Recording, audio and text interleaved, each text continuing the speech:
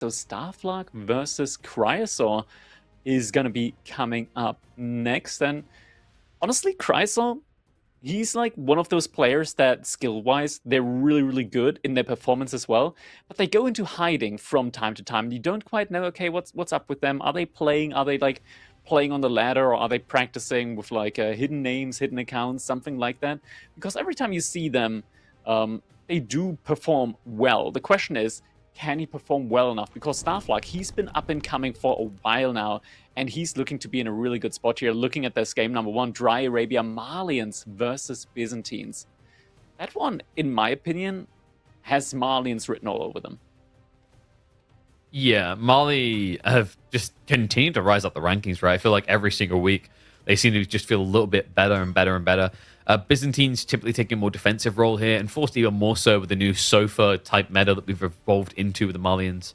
You know, wider draft-wise, though, kind of interesting that he didn't try to reserve them for Borderland, but that's the beauty of the snipe system. You can't just say, oh, this pick is for this map, because you get there, it gets banned, and then you feel like you wasted an opportunity somewhere else. But elsewhere, I like the idea of like Starflark just having Tuklak and Ottomans for Frisian is filthy as all hell, right? That's a really nice double combo. I don't know if Chrysaor really has the answer to Tuk there. Tuklak to me just feels like the boogeyman waiting on Frisian. Yeah, in general, on these hybrid maps, it's a combination of just being able to get that additional 5% bonus economy on the fish. You kind of undo a nerf that was done like relatively early on water when shoreline fishing was just so good. You kind of completely undo that nerf with the additional 5% food income there, and we're going to be jumping right on in now as we got Starflark in the color red playing as the Malians here on Dry Arabia. His opponent, of course, none other than Chrysaor, playing in the yellow as the Byzantines.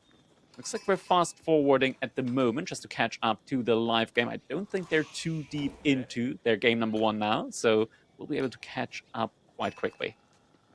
Yeah, hard not to favor Starflark here. I mean, look at him. So strong, so dominant that he takes 2 lines on the UI. I mean, his flag has even rised higher. Isn't it usually a sign of like surrender or defeat when you lower your flag?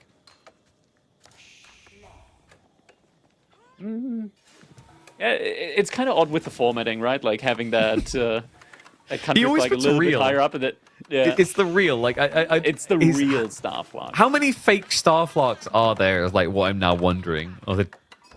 Because he always has this in his name. Okay, are you ready for the grand reveal? There are 0 fake Starflarks. Damn, unreal Starflark. Is it like a team I'm not aware of? Is he signed to Real Madrid? That should be real. There's actually a team called Real Team. Got it. Now it makes sense. Yeah, they've been around forever.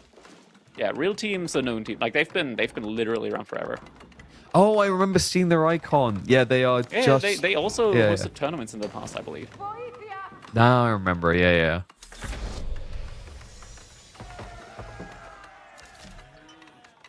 See, now, like, what impresses me is Starflark, to show sheer dominance, he has cut his Chilean passport into, there we go, become Swiss. Decided it was too expensive to live there, back to Chile. But no chilling here. We have got the sofa opening to come up here for Starflark. Obviously going to be opening up with an upgrade in a scout, but sofa's great for bullying, especially when you look at the spawn. It's a Ford Berry spawn and stone for Chrysaor. I mean, this is one of the probably strongest Mali openings that we have at the moment. We see Starflark immediately investing gold into 3 cattle here early on, just to get that continued additional food income in. This makes Malians one of the strongest early economy sieves in the game when you're on 2 pit mines and getting 3 cattle worth of food as well. Gives you the ability to just produce a ton of Sofa behind this. And Sofa, actually quite a while ago, have been buffed quite a bit when it comes to their damage, when it comes to their health. And only really now into the meta do we find out that, wait, cavalry actually pretty good, and players now really just spamming Sofas pretty much every game, even up against their counters, just because the damage is so good on them. And you do, of course, have that inflated food and gold economy with the pit mines and the cattle. Damage not so good when you play them like that, though. That was just a full headbutt into spears, and Chrysaor is spamming Limitane to dive the forward pit mine. Starflark, of course, already has 1 up online, but the secondary is going to get blocked out. Interesting strategy as well, considering usually you think of Byzantines as the guy that will sit at home and wait.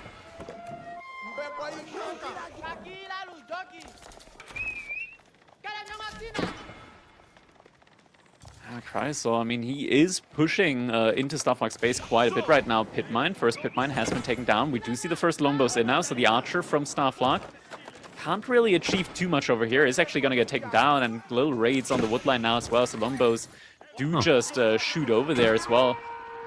Starflark's making an interesting choice. He's being very greedy, right? He's trying to push over on the other side. Very greedy in what regard? 9 cattle. I 8 feel like it's kind of necessary. Oh. That less necessary. Yeah, that actually saves Starflark here, able to take down the Mittani now and the longbows. He just bought himself so much time, it's unbelievable.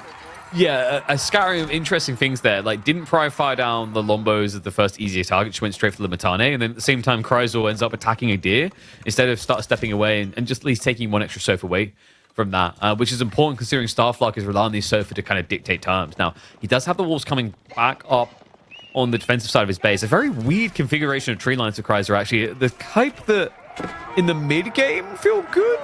In the early game, you hate the type of spawn you get here as Byzantines.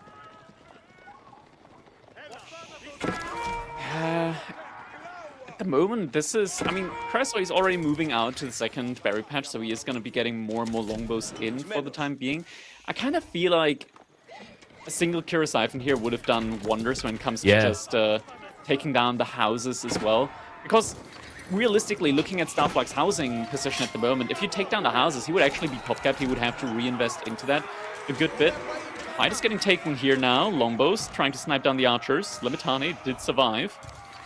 This was a good trade for Chrysaor. Yeah, but in general, like we talking about the Chrysaor, and like the idea that he was attacking like this and didn't blacksmith at all was quite surprising. Does now have the tech lead coming through, but Starflark, I don't feel like he's really behind it. You know, he's almost completely full up on the cow, and he's prepping for the Fulani, so he'll have his timing. Whereas Chrysaor, you're right, like Malians, they hate the Chrysaor because you can hit 3-4 buildings at the same time on those pit mines, let alone the cow afterwards, which were leaning to the east side of the TC towards this assault. Yeah, now Castle Age has been reached by Chrysaor.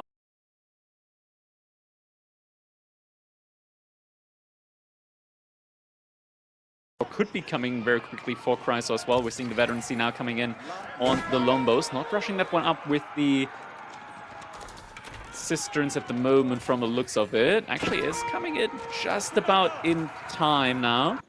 Starflark still massing units, but behind this, actually able to get his own age up in. Currently at 18 cattle, so is going to have that inflated food economy. Golden Horn Tower, of course, for Chrysaor also meaning that he's going to be getting a lot of units in here as the game goes on. Not all the villagers working on getting that age up in at the moment. Okay, is going to be pulling more villagers on that now. Chrysaor is already starting to pick up some of the relics here behind this, but so far, going for the longbows are going to be able to pick up quite a few of them. Another freebie. Trades it out perfectly. Gets rid of the Limitana, gets rid of the longbows. I mean, Chrysaor, he's trying to add in Varangian, presumably to make the archers' lives harder, but you kind of start to enable Sofa more and more. And even then, like the Varangian, they have lower ranged armor than melee armor, right? So like Archer Sofa is a very good competition against that. And the veterancies do not take very long. Tech up complete, which is 20 seconds out from him achieving veterancy. And Chrysaor, you know, he has started to secure some extra berries, but a lot of the food sources, gold options, aren't secure in the corner. He's even now going 2 TC while aggroing like this. Second TC is going to help him quite a bit long term. At the moment, though, units being a little bit slow there are getting caught out by the sofas. Just mass Varangian coming in at the moment. Chrysaor, he's got a good military count in at the moment, but not getting the trades that he wants behind this. It's just focusing on the relics for the time being. Yeah, I mean, he needs to focus on making sure he's getting that food count up, right? Like, that's my big concern here. Clash coming in the Sofa. It's like concave, but good usage of the stone outcropping to stop a full surround there by Chrysaor. It's mass melee, really. Just a handful of longbows left over. Starflark himself... lost a lot of them there. Yeah, Starflark hasn't opted to go for relics at all. He's very aggressively aligned here. So second relic now secure for Chrysaor. We'll go for a Wololo to buy a little bit of time. But we're getting uncomfortably close to the Byzantine base here.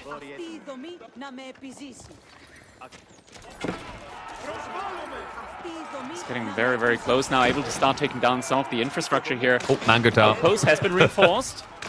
But Let's it's get the getting bone, taken though. down. Yep. Now the spears, they never touched tips, right? They never got on top of the sofas, and now the concave coming in against them. Spearman Varangian line not able to hold on there. Sofa going to be able to break through. Chrysaor is now at an imbalance point. He's got too much Lombo, not enough front line. The Berserk is not helping the matter as he turns around to run. The dive continues. Starflark sensing the weakness, starting to move towards that economy. There's only Lombos left over, and the Sofa count still looking vibrant and healthy for the Chilean as he pushes in to look to break the base and open the series with a dub for SA. GG coming in. The cow economy good enough here in order to break the Byzantines. Felt like Chrysaor, he was in a really, really good position. Just the army movement and the fights from the way that he did take them not working out quite well for him there. I mean, Starflark is going to be able to take an early lead in this best of 3 now. Strong position to open from as well. I mean, Marlins is doing what we've come to expect of them. Really cool approach by Chrysaor, though. I think, like, looking back, maybe just a little bit more aggression was needed. The idea of a blacksmith play there making sense on multiple fronts could have changed the outcomes. You highlighted with the Kira siphon, but just also the fact that Starflark wasn't going for that. I almost felt like he maybe missed it in his build, right? Because, like, when you're against Lombos, you inherently have a good reason to go for the undermesh, but can't fault him in the end. Understood his timing and just punish Chrysaor for that greed. Like the 2 TC approach at that stage while also going relics does feel like you're stretching yourself a bit thin. And that means we will now be going over to our game number 2. And it was the option, of course, between the Tuklak and the Ottomans there on Frisian Marshes. Chrysaor actually thinking that Tuklak might be more of a threat and will be sniping that one out. So it's going to be Shushi versus Ottomans on Frisian Marshes. Shushi was also kind of an interesting one. Shushi, I think I've seen some players kind of focusing on the idea of like trying to find ways towards Chugnu builds on this map. Not something you're likely to do against Ottomans, though. But the Tuklak and the Lancaster snipes just make a hell of a lot of sense. I was a little bit surprised Chrysaor, I mean, I guess I'm not too surprised he chose to go with Shushi here over Ibids. Because my thought was like Borderland could have been good for like opting Shushi or Sengoku. Because either one I could see working quite well. Yeah, Ibids can definitely work. Up against Ottomans, though, I'm not sure how good it's going to end up being there. I think Shushi is just such a safe bet in general to play with in most of these situations. And genuinely, I think up against the Ottomans, they're not that bad, especially once you get to like the mid game. You get a pretty good timing on Castle Age, on the relics. You got a decent enough economy to keep up with the armor production. Once you get to a later stage of the game, having the additional movement speed from the Imperial Age landmark helps you out a lot, actually, against the fast army movement from the Sapai. Like, having Spearmen with 1.44 tiles per second movement speed is actually a really, really good counter up against Sapai in the late game. Because they also move a little bit slower than normal horsemen. That's true. And I guess also that means, like, Boldland should realistically be, what, French versus Sengoku? I mean, you know, if you're going to pit probably French Delhi there, do you really want to go and let the Ibids through? Do you feel like you're better dealing with the Sengoku? Then presumably Chrysaor wouldn't want to give Delhi in that matchup? There's a bunch of different ways that that could work out. I think probably if we get to game number 3, most likely gonna be French, I want to say, on Boldland. Like, either French or Delhi. Honestly, I'm not sure which one Chrysaor would prefer to ban there. I think that's sort of like a player pick in that regard. Like, I personally would probably ban French and just try my luck against Delhi on that one, honestly, just because there are few players that can really maximize the value out of Delhi. It's a civilization with a very high skill ceiling. I think that not too many players have reached that high of a skill ceiling. Once they do, it can be absolutely insane, but it takes a while to get there. So I personally would probably snipe out French and take my chances up against Delhi there. Yeah, I can kind of see that. And also, like, on the other side, if you can get Sengoku up against Delhi, it can be pretty Sengoku impactful or because House of Lancaster, yeah, it's like you can get like the Ghazi just basically get sniped out because of the frag grenade effect, especially the movement speed on your cavalry. Alternatively, if like maybe if he flexes Sengoku, Ayu could have been like an alternative. Not too bad, right? Like Delhi Ayu, I think is it slightly Delhi favored still? I want to say ever so slightly, but like Ibids have some plays. And then the alternative would have been French Ibids, which you've got camels against a cavalry spamming Civ. So there are plays there. So definitely an open field when it comes to the draft on both sides if we get to that game 3. Just really a case of whether the Shushi can break past the Ottomans here. Yeah, Shushi against Ottomans. It's like these different stages of the game where each civilization like is really good in. If you're able to like force the game to go long into feudal age, just Ottomans become incredibly strong up against Shushi. Because long-term Shushi, of course, they want to go for mass Shogunate if it is a feudal age game, after all. Having that +1 additional armor on the matter just reduces the strength of Shogunate by a significant margin.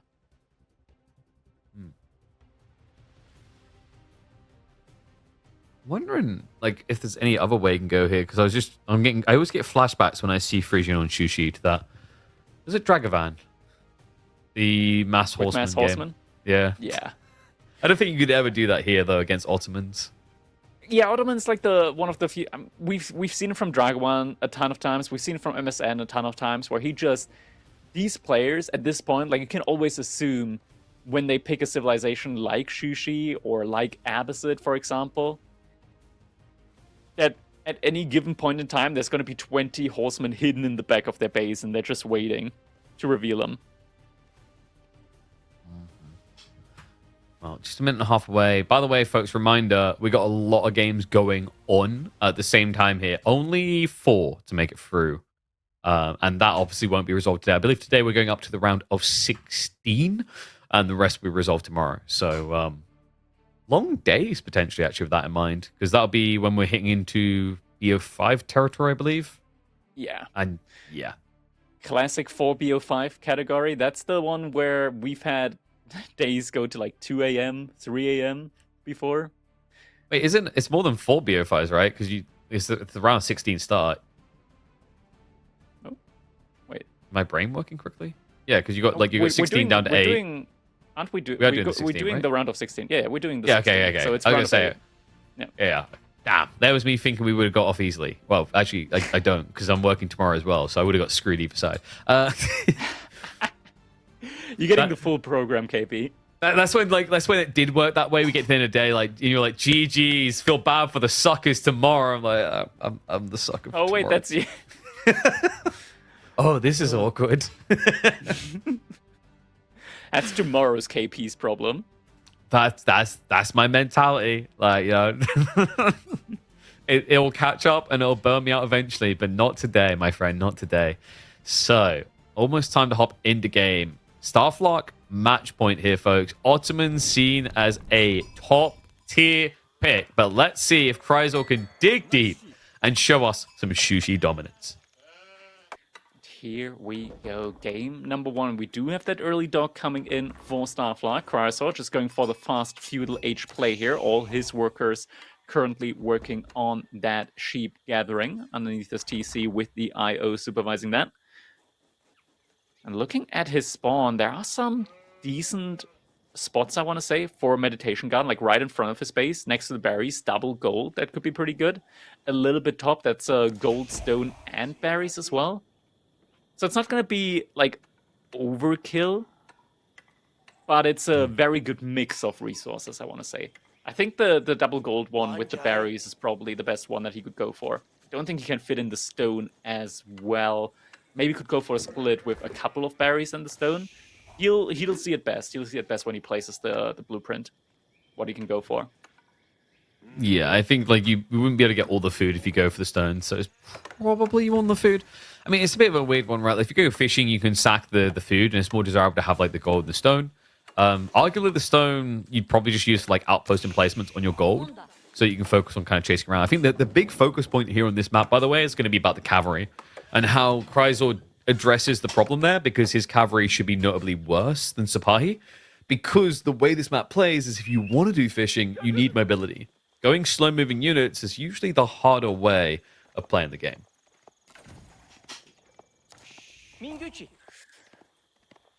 Yeah. I mean, every time we've seen Sapai so far, sometimes we feel like, okay, yeah, this is going to be an easy hold. And then it's not. Yeah. It's one of those units that just scales so greatly with mass that I always, like, when I think about Sapai, I always remember that game between Louis MT and Marine Lord, where Marine Lord just had such a good food economy that he kept throwing away Sapai as a frontline against Donzos, like mass Donzos, over and over and over again. And they actually traded fine. Sapai just traded fine against Mass Spearman there. And I was molding watching that the entire time throughout. It's the melee range more than anything on those things. Like, if they didn't have that range, I don't think it'd be that It's problematic the of a health unit. as well. It means that Spearmen need like 3 additional hits to kill him compared to Horsemen. That's true, but like for the cost, right? Like that, I could kind of get on board with that. I think the range on top of it all, like someone's got to go. But the most obvious one that I think makes them very polarizing is like if you're talking about mass melee versus mass melee, it's the spear wall effect, right? Like, you know, if you're playing against Abbasis, you don't just want to build spears because they could just build spears and beat you. Yeah, that's true. I mean, Abbasid Spearmen in general are just insanely good, I want to say. Like, Yeah. in general, in the current meta, I want to say, like, where we have so many very, very strong cavalry situations, civilizations, having good spearmen has become incredibly valuable. It's one of the reasons why Order of the Dragon throws a lot of matchups on its head, or rather turns a lot of matchups around, because you cannot, for the life of you, go cavalry only against them in situations where your civilization could have previously, or against other civilizations, always gone full cavalry. Chrysaor, why is he gathering from the berries instead of the sheep here? It's not as efficient. Safety, Is I he guess? thinking that this could be... Yeah, I'm wondering if this thing about thinking that he could be attacked soon and just wants to get the food in. A little bit surprised by that. It at least makes sense in my mind what he's thinking here, right? But Yeah, he's going for fast castle. realistically, you're going to have to go Spearman anyway. So, and the tech up's not even in yet, right? So, I don't know. It's definitely an interesting choice. So What the do you mean Medigarden, not even in yet? Like, Chrysaor's almost up to the next age, resource-wise, while Starflark is still in the Dark Age. Oh, you're right. He definitely hit him with Sapahi in time. I think this is the not build any units challenge. So we're just basically going to get him massing Lancers as quickly as possible. I wonder if he'll actually go for Mount Lu or Shaolin Temple here. Like, Shaolin Temple usually seems obviously super fast techs, but Mount Lu still has a lot of credence.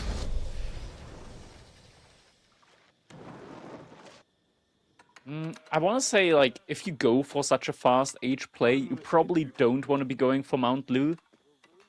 Just because Shaolin allows you to pick up these relics super, super fast. Just That's fair. timing based, and eventually, like, if you get the relics in, you're going to be going for Yuan eventually anyways. So you will be having access to the upgrades from the Mount Lu. And you will be having potentially pagodas behind as well. Starflark only has this one single dock up at the moment. And Chrysaor is now aging up with the Shaolin Monastery. This is just the pure strength of Shushi's legacy here, with this insanely fast age up, clicking up at like 5 minutes 30 into the game. Like 10, 20 seconds after Starflark just hit Feudal Age. He doesn't even have a single military unit on the map yet, while Chrysaor is almost hitting Castle Age. Yep. Decently strong economy, then you get that passive income from the field landmark, then you obviously have the faster build speed and the discount. I mean, it's very hard to find a civ that can consistently post just such good castle timings as Shushi when they FC like this. Pre-7 minutes, he's up, meaning he could easily have a relic home by 7.5 minutes. And Shaolin Monks do produce at a pretty decent speed as well. I think it's like 15 seconds or like 20 seconds for them. Normal Monk's creation 20. speed is like 30 seconds, so they do come out relatively quickly, meaning that you will be able to get these relics in at a pretty decent speed. Horsemen are also not enough, or at least not single horsemen, are not enough to stop them, as well as they actually do pretty good melee damage as well. Yeah, I think it's 18 base, 15, 18 base. I think it might be 15. And then they have the 2 armor, if I remember correctly. So very tanky Mother Duckers. Nice sniping there, by the way. Starflark does find a kill. First Lancers to be queued by Chrysaor. Now, Idle Time on the gold is getting a little bit frustrating on making sure he's got efficient night pump going. So wants to get back out gathering quickly. And also, we have to remember, he skipped Wheelbarrow entirely, so those kind of pushaways do hurt a lot. Starflark, he's just trying to go for his own age up, and there we go. Monk needs to defend himself. It's a little bit annoying, Sapai just going for the bait there, but gets the first Sapai out. You can just tell, like, this guy does so much damage. Yeah, 15 damage and incredibly fast attack speed. I think attack speed is like 1 or like 0.75. 0.75, yeah. Yes. It doesn't quite work out to be 0.75 because of the attack animation, but it's still incredibly quick. Yeah, it's brutal. And then the fact is, after the fight, you're like, oh, he's fine. He took no damage. Yeah, he heals himself up again. Totally reasonable. Jiangnan coming in already. So Chrysaor already a little bit concerned about the food state. Yeah. Yeah. Not just that, but also just gives him the ability to reinforce his military mass very, very quickly. Lancer now coming in. Goes for the brace immediately, though. Little defensive Wololo coming in. Like that idea. Lancer as well. Should be enough. Buy himself safety here. Like with it, I think that was the idea, strategically just let the second Lancer get in time. Starflark does have the double healer, but you have to be very careful in positioning now just because double Lancer can snipe imams easily. So Chrysaor definitely getting what he wanted out of this opening. The one issue here now with Chrysaor going for Jiangnan Tower first is that he will actually need to go for the farms very, very soon. He cannot just immediately follow this one up now with a Yuan dynasty, because then he loses out the bonus on the farms. He's got to do his farm transition now before he goes for an eventual Yuan dynasty. 2 relics already in for him at this point. Mammoth Imperial Armory just now coming up. Starflark positioning his monks in order to get the relics next. The question is he going to be able to do so? Chrysaor with 3 Lancers and 3 Shaolin monks. He's looking for them. Depends on if he splits too much. Like if he congests, it's very hard actually for Starflark to fight. But this is the perfect situation. Like melee armor's activated as well. So the monk, not as threatening as he was earlier. And this is the beautiful thing. You just peel back and your default range doesn't put you back in range of that monk. A lot of time wasted for him, actually. Yep, so 1 goes down. We'll have to shift away. A bit of weird pathing there. Starflark rotates all the way around the monk, so it does end up losing 1 in return. But buys himself time. Like 15 seconds out now. Chrysaor has, however, now got all Lancers. And Starflark is positioned to get the relic all the way in the back, potentially. He's going to need to do a pretty weird wraparound, though, in order to get that one back to safety. What was that? A little bit of a weird click behavior. Yeah, ran them back in, so the meta goes down. Starflark, expensive loss there. They take a long time to replace if you rely on it passively. And if you're just planning to ego channel knights into knights, you're going to miss that meta effect for sure. Yeah. Relic has been picked up, so Starflark potentially is going to be getting at least 1 relic in. Chrysaor should be quite happy with his current position. Just needs to make sure that he doesn't lose any of these knights unnecessarily. Some Jugunu also in production behind there, so at least 1 came out for free from the additional archery range that he put up. Same for the horsemen from the stable. Starflark has a lot of spearmen that need to be respected. Yeah, he's getting the blob count up quite nicely. Love Lancer, able to slip away in time. Crossbow switch up now on the way for Chrysaor. So many more knights. I mean, that's usually kind of the emphasis here. It's like, until I feel truly counted. I do like the cheek detail, however. Seeing those spearmen, cheek, of course, just a classic answer. One that you really need the perfect situation to justify going into because of the way the stats scale against armored units. This wasn't a fight that Chrysaor quite wanted to go for. Loses 1 of his knights there as well to Sapahi. But looks like the monk is going to be able to make his way back safely for Starflark. So we'll at least be getting that 1 relic in. Nice. Behind us, first couple of granaries are being placed by Chrysaor inside of his base. I'm not sure what I think he was just trying to get out there, but that was a little bit of weird behavior. Chrysaor Loses one, almost the second Lancer. In fact, that one should go down to the Sipahi chasing. So expensive losses there at this stage, considering both players are kind of just ego challenging knights. Weird choice by Starflark to actually back off at the last second. Granary transition still in its early phases, but you're going to start to see the rewards reaped here for Chrysaor in the next minute or two. Whereas Starflark, of course, we'll probably need to start thinking about more ponds. I mean, the economy scaling is going to be quite nice here.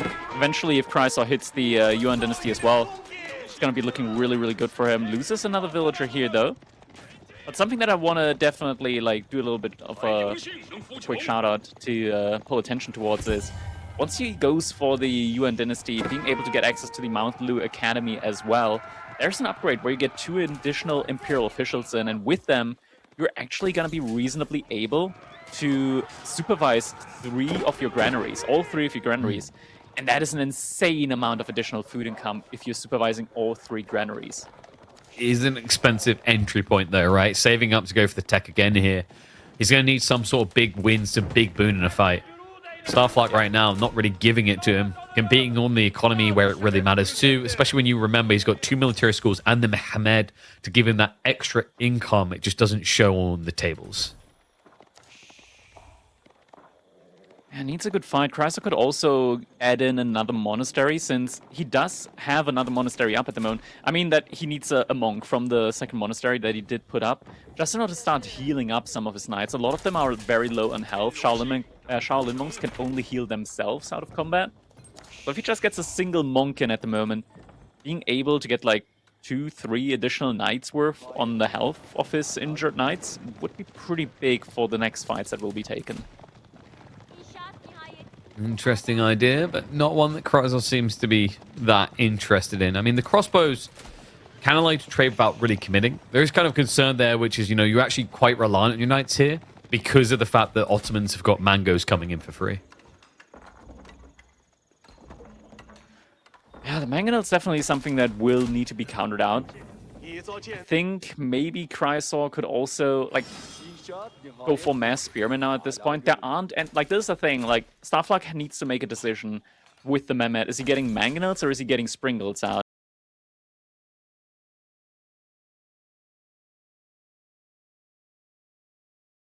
You can be like, okay, now I'm actually safe to go into mass spearmen. The army is coming in again. Chrysaor does realize in time, but still loses a lot of the villagers pathing.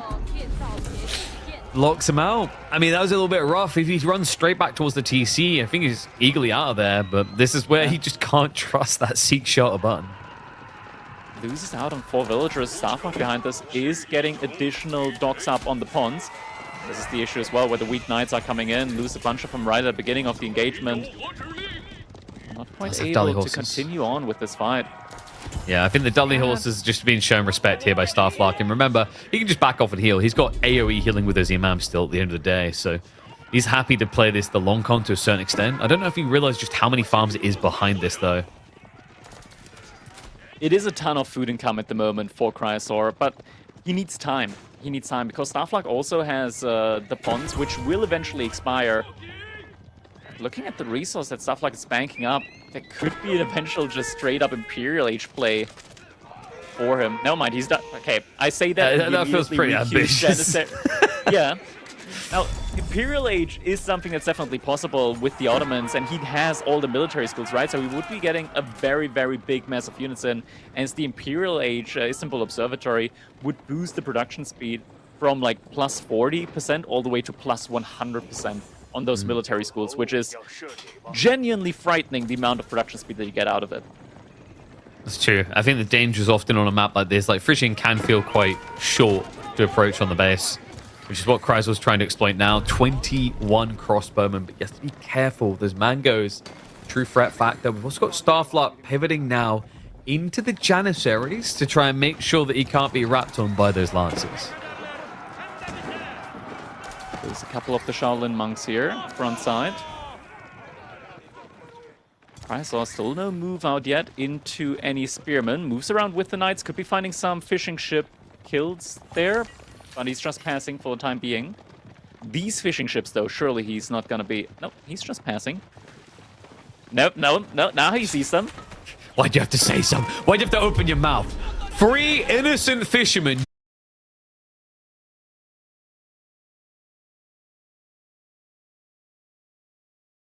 Are safe for some reason. They, you know, they didn't look at them funny.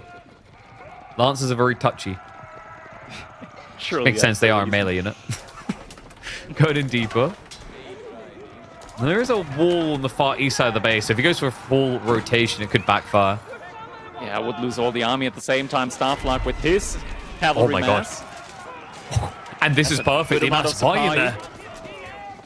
The trade point. Is it that perfect? It doesn't look that perfect at all for Starflark, and he realizes that maybe he doesn't want to overstay his welcome there.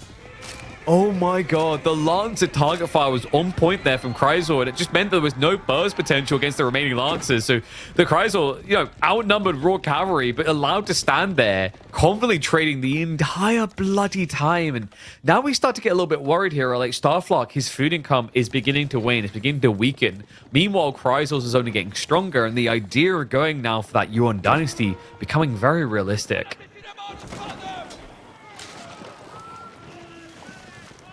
It's starting to become a little bit of an issue now for Starflark because, yeah, as you mentioned, Yuan Dynasty could be coming in eventually here. We got those 2 sacred sites at 200 gold per minute.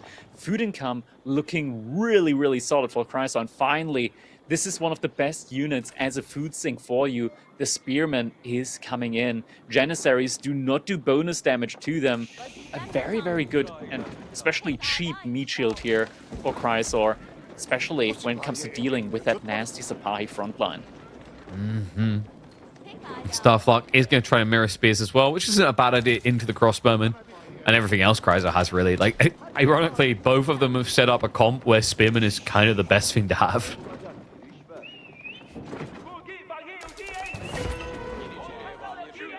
More Vizier points. Where's he going to be taking it next?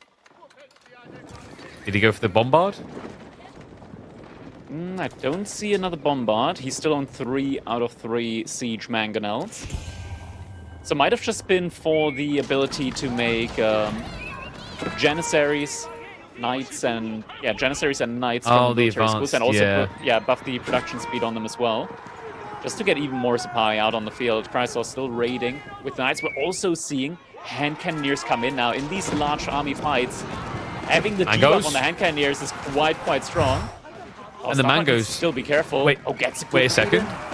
He's brought the Janissary back, but there's no front line to try and hold that choke point for Starflark. He just looks to brute force this. The mangoes have kept Chrysaor's backline completely out of the fight. And meanwhile, the Knights just get chased away by a handful of gunners. No wonder as well, those health bars are looking incredibly ugly. I mean, this was fine, right? Like, he just threw away Spearman. It's not a big deal for him at the same time. Chrysaor did manage to get a good amount of raids in. He did kill a lot of villagers, I think like 4 to 5 there on the deer. So constricting Starflark's food income behind this. Issue is he needs some form of siege, I want to say, in order to start combating the pretty big siege count that Starflark has at the moment. Yeah, needs like 4, maybe 5 Nest of Bees to deal with this. I'm not seeing any of that coming in yet. Instead, it's just a continued blob into the Knights. We're now almost at 30 Janissaries. How do you feel about this? Like, Starflark, it seems like he's trying to fixate on blocking the gold, as opposed to hugging the south side of the map, which would make a flank attack harder, but would also get him towards those farms. Like, I'm starting to wonder if he still realized they're back there, this close to his push point. I mean, gold denial doesn't make a lot of sense, considering Chrysaor with 3 villages in gold is getting 800 gold per minute right now, courtesy of just taxes and the... and of course, 1 sacred site and the relics that he's got. Starflark is just going for this death ball push attempt, but finally Chrysaor, he realized that he needs some siege in as well. First Nest of Bee in queue now. Is it going to be in time, though? Because for that, he might actually need to actively gather some more gold, because he's still been making Knights on stuff. We're seeing Palace Guards Men-at-Arms now coming in for him. This is the right call to make. It's just a little bit too late, potentially, on that call.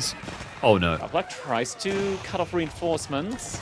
Yeah, but the Lancers, we talked about his health bars. He does cut It's not all some. of the Night Hunt, though, right? Like, he's got 20. There were like 10 there at the front side. Where's the rest? No, they were chasing the Knights. Chasing after the Spy there. Yeah, so just chasing away the raiding cav, but not really stopping them. Starflark hanging around for a few kills here, while he continues to dive in. Army count is neck and neck. That mango difference. Can he get the shots off? One wall up, not enough to finish him straight away, but the follow-up. Chrysaor. It's difficult to kind of juke and jive with this many coming through. A few supply going to rotate towards the back line. Spearman, Palace Guard are now clubbing into the mangoes. The pathing, Starflark! He's not paying attention to his siege! Where the hell are those mangoes going? At the same time, though, great hit onto the crossbows. They're still clumping up in the back line. Another great hit. Chrysaor, he's struggling with the reproduction of the units. Has resource in bank. Queues up more Spearman now, but more mango shots! And the Sabahi is a freebie! The Nest of Bees, there's nothing to defend them anymore. Chrysaor, he can try to spam spears to his heart's content, but he cannot stand up against the bridled aggression. Starflark will make it a sweet 2-0 in the round of 32. Damn, what a close game there at the end. Looking at the military value lead, it felt like Chrysaor had it, but just not enough siege in time. The mangonels able to get the shots in that they needed. Crossbows stacked together, not spread out yet. I mean, it looked a bit dicey at first, right? When he pulls back, then Starflark's mangoes run off on a field trip without an adult.